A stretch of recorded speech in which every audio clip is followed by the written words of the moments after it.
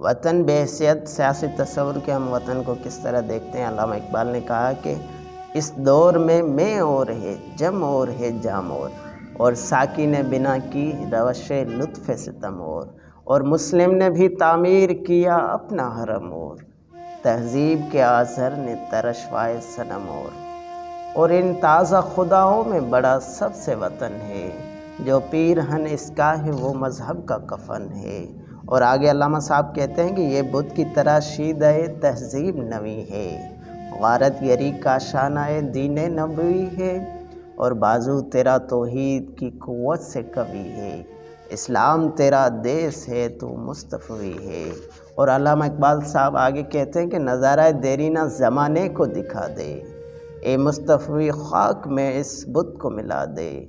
ہو قید مقامی تو نتیجہ ہے تباہی، رہبر میں آزاد وطن صورت ماہی، اور ہے ترک وطن سنت محبوب الہی،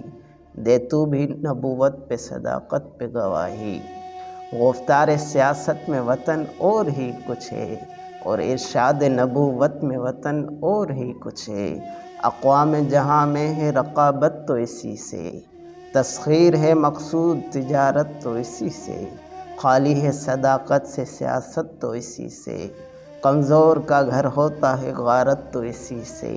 اور آخری میں علامہ اقبال صاحب کہتے ہیں کہ اقوام میں مخلوق خدا بڑھتی ہے اس سے، قومیت اسلام کی جڑ کٹتی ہے اس سے، قومیت اسلام کی جڑ کٹتی ہے اس سے۔